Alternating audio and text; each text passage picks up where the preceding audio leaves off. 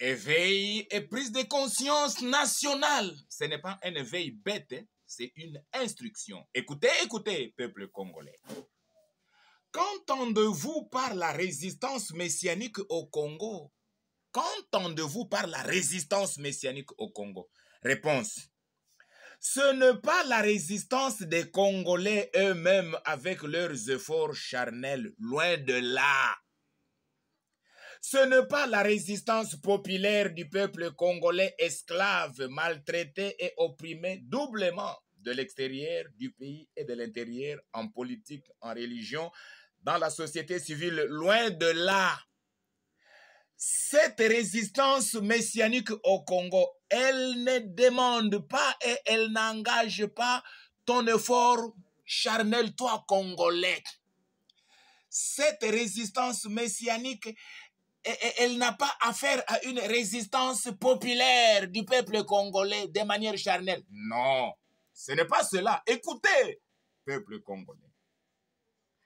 La résistance messianique au Congo, c'est plutôt la résistance de Dieu lui-même. Par Dieu lui-même, c'est une résistance qui n'est pas humaine. C'est une résistance de Dieu lui-même et par Dieu lui-même. Pourvu que Dieu voit la souffrance de son peuple au Congo. Dieu entend les cris que leur font pousser ses oppresseurs. Et Dieu descend lui-même au Congo pour délivrer le peuple de sa double oppression occidentale et intérieure politico-religieuse. Qu'entendez-vous par la délivrance messianique? C'est Dieu lui-même qui voit votre souffrance, peuple congolais. C'est Dieu lui-même qui entend de ses oreilles les cris que vous font pousser vos oppresseurs. C'est Dieu lui-même qui a compassion de votre souffrance à outrance.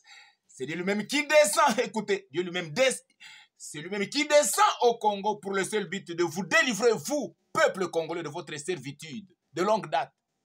Voilà la résistance messianique de délivrance du Congo n'est autre chose que Dieu lui-même qui descend, qui vient vous délivrer, vous, peuple congolais opprimé. C'est compris?